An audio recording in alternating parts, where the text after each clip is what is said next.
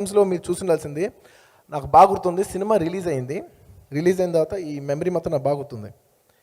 Cinema release అయిపోతే ఆ రోజుల్లో 10 వీక్స్ అంటే 70 డేస్. అసలు ఏ సినిమా 100 డేస్ అయితేనే సక్సెస్, 70 డేస్ అంటే నాట్ సో మచ్ అనేది ఒక మైండ్ సెట్ అనమాట. ఓపెనింగ్ డే నేను సుకుమార్ గారు మొత్తం కాపీ చూసి ఫుల్ ఎక్సైటెడ్గా వెళ్ళి సినిమా థియేటర్కి వెళ్ళి కూర్చొని చూస్తే సినిమా అప్పటికి 40%తోనే ఓపెన్ అయింది, ఫుల్గా ఓపెన్ అవ్వలేదు సినిమా. ఎందుకంటే కొత్త సినిమా 50% మెల్లిమెల్లిగా ఫిల్ అవుతుంది. వెళ్ళి చూసాం, బట్ చూసినంత వరకు మాకు బాగా కాన్ఫిడెన్స్ ఉంది. రిపోర్ట్ ఏమో 10 వీక్స్ రిపోర్ట్ అంట అని చెప్పారు. నేను డల్ అయిపోయా. ఏంటి 100 డేస్ సినిమా కాదా ఇది, 100 డేస్ సినిమా కాదు ఇది.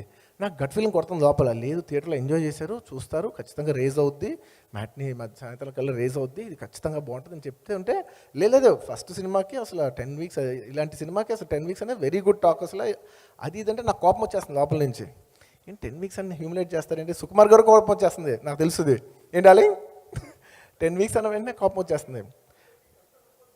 అసలు వణిగిపోతుంది అందరూ, అసలు ఊగిపోతున్నాం. 10 వీక్స్ టాక్ చెప్తున్నారు ఏంటని కోపంతో. అలా 1 డే అయింది. రెండో డే కలుస్తుంటే నేను కొంచెం అప్సెట్ ఉంటే మా ఫాదర్ అన్నారు, ఎందుకన్నానో ఓ పిచ్చలో అన్నాను నేను. అసలు ఇప్పటికీ తిరిగి ఆలోచిస్తుంటే అసలు ఎలా అన్నాను, ఏం గట్ ఫీలింగ్తో అన్నాను నాకు ఇప్పటికీ అర్థం కాల. నాకు బాగా గుర్తుంది, డైనింగ్ హాల్లో కూర్చొని ఏంటి మొహాల్లో పెట్టుకున్నావు, ఏంటి 10 వీక్స్ అంటే ఎంత పెద్ద సక్సెస్ తెలుసా, అసలు ఎంతోమంది కూడా దొరకదు ఇది అంటే ఏంటి 10 వీక్స్ ఏంటి అందరు 10 వీక్స్ అన్నారు. 125 డేస్ షీల్డ్ తీసుకోపోతే నేను నా పేరు మార్చుకుంటా అని అన్నాను కోపంలో నేను.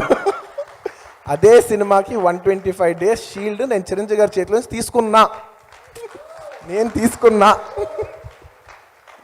అసలు అది నా పిచ్ అనుకోండి, నా ఫ్లూక్ అనుకోండి, ఏమని అనుకోండి, కానీ తీసుకున్నా. Thank you. ఆ సినిమా నన్ను నమ్మండి, ఆ సినిమా ఏంటి నా లైఫ్లో అని చెప్పడానికి ఒక సింపుల్ మెటఫోర్లో చెప్పాలంటే,